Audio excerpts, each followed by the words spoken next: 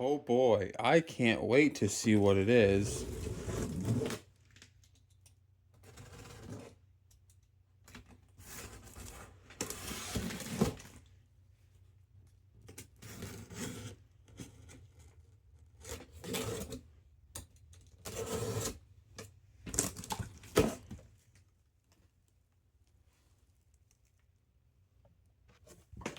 This entire series is sponsored by Mars Hydro. You can check out their equipment at mars-hydro.com, and you can use my code mysticalgardens, all lowercase, all one word, to save some cash. They so graciously sent over this FCE 4800 for me to review, and I gotta say, after owning the original FCE 4800, I'm loving this one. It sets up so much easier. There's nothing to assemble other than the legs on the driver, and then you clip it to the light, or you can leave it outside the tent if you want. There's a lot of wiring to it, and that's it. You hang it up and away you go. Today's the day. We're getting ready for the outdoor. This is what we're going to be running. We'll go into it in a little bit more detail. So I snagged this pack from North Atlantic Seed Company. It's a 6-pack of FEMs. If you're interested in the genetics. I've been looking for some GMO, like some real GMO, and hopefully we find something really close in that pack. They also gave me a Sour Gorilla FEM with that order.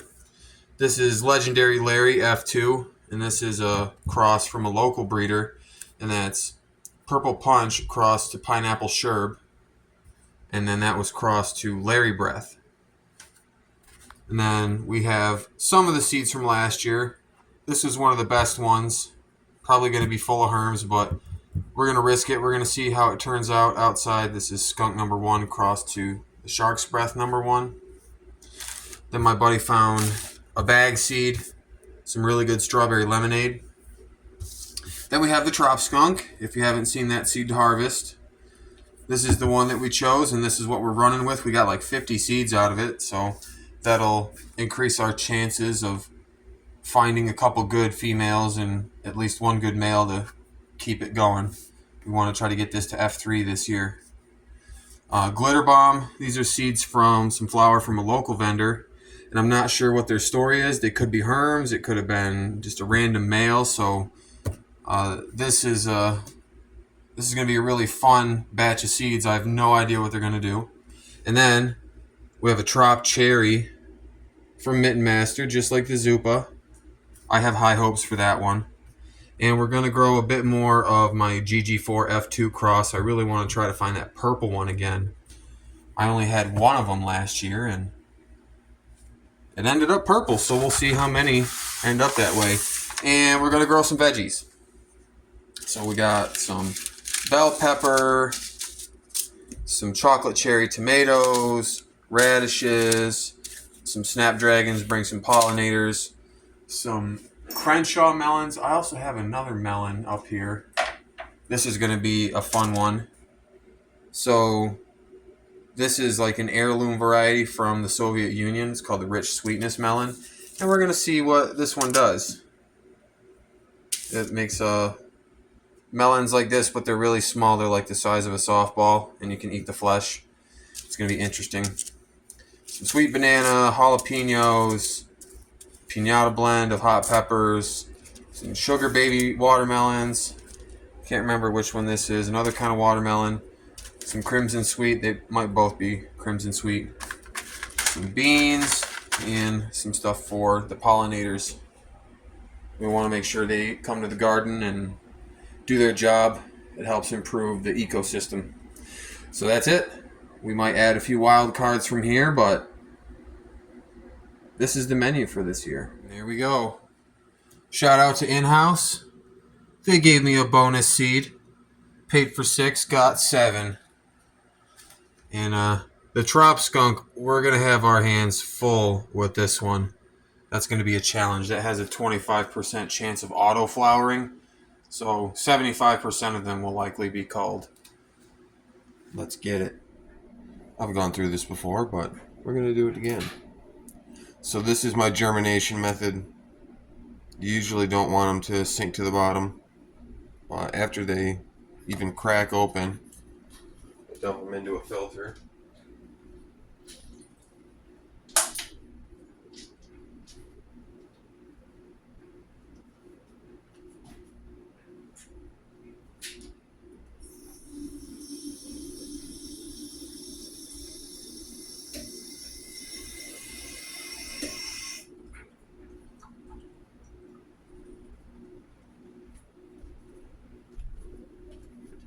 So now we have them filtered out. You can see a bunch of them are germinated, almost all of them.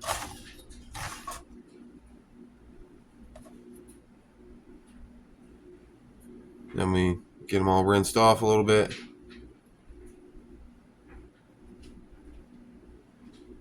And then we rinse them off just a bit. You can see they're all ready. And this is the other half. I've already done most of them. I just have the trop skunk left here. The other half of the trop skunk. All the other seeds have been germinated. Most of them came up. So just make a little hole. Grab a bean.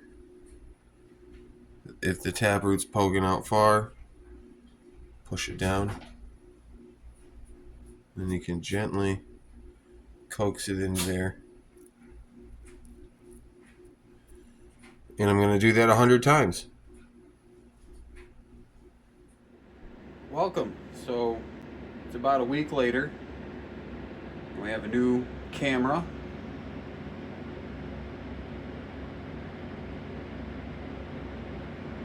We're doing the 4K 60 upgrade.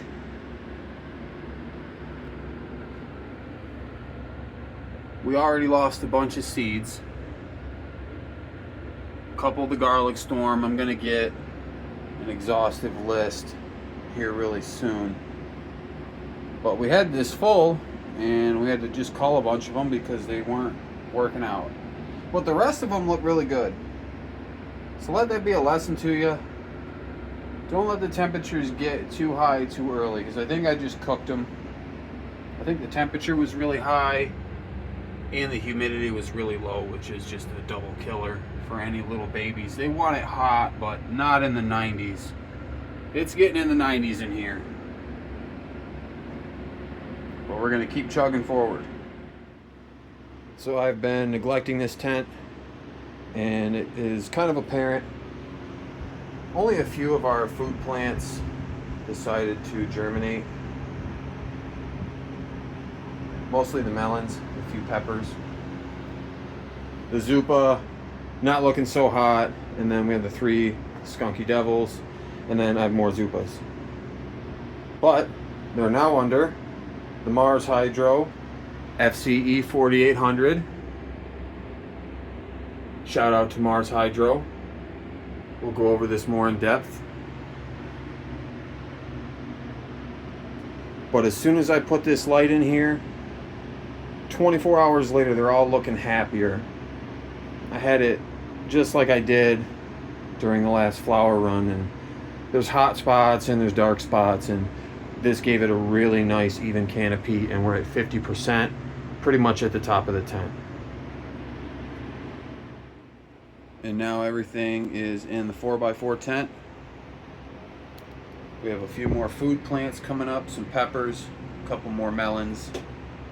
That's about all I had luck with this year. We'll see if we can find some more plants elsewhere. Some more food. These girls in the back need to be up potted. Everybody's under the FCE 4800 now. They're loving life.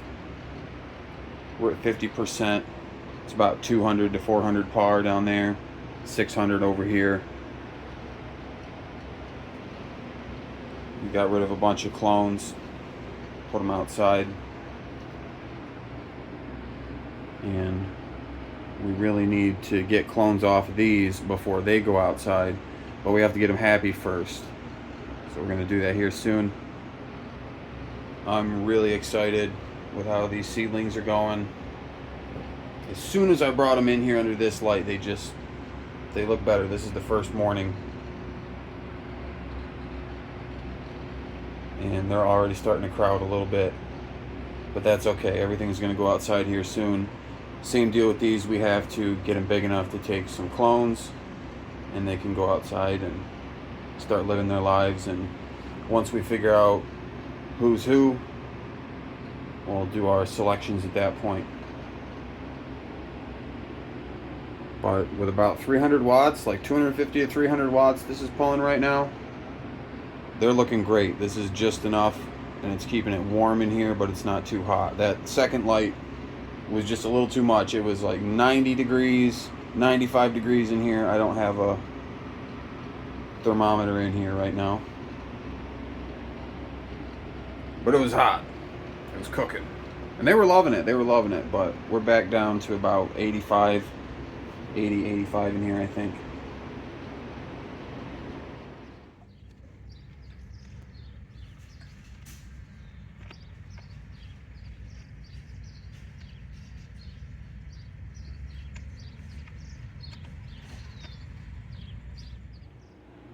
So I just up-potted the big Zupa and the 3 skunky little devil keepers this morning. They're in 5-gallon buckets, but they have about 3 gallons of soil just to get them healthy again, so I can take some cuts. Then they're going to go outside.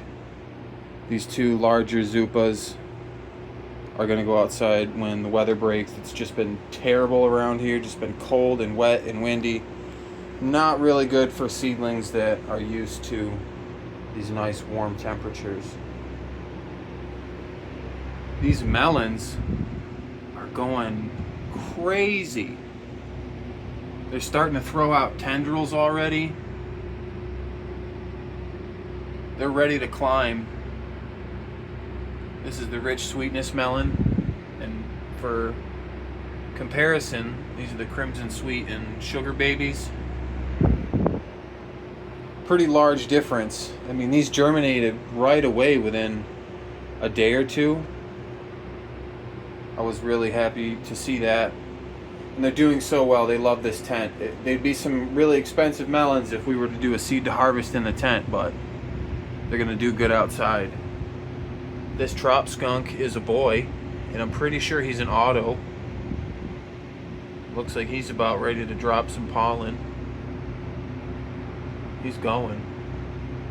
We have another one over here. There's a third one somewhere. I haven't seen any females yet, which is good. I really want to get the trop skunks specifically outside. I'll put about 4, maybe 6 of them in a 15-gallon container and see what they do, because we're really just looking for the auto females. Pretty sure we found our boys. Now we just need some girls. The rest of them, we'll give them away or dispose of them, do something about it. We had a few more food seeds germinate, some peppers, a couple more watermelons. Didn't have good luck germinating seeds indoors this year. I got some other plants from the farmer's market, so it's okay. But they are loving life under the FCE 4800. It has a wonderful spectrum. It was really, really easy to set up.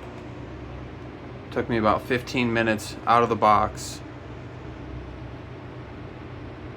Took me about 20 minutes, I think.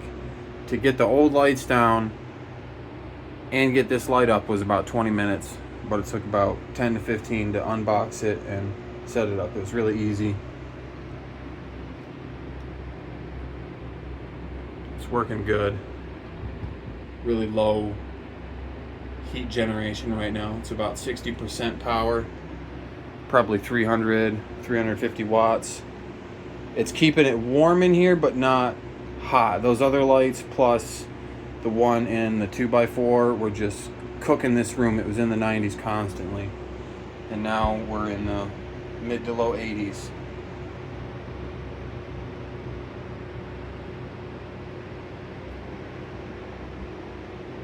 So we're going to wait a little longer.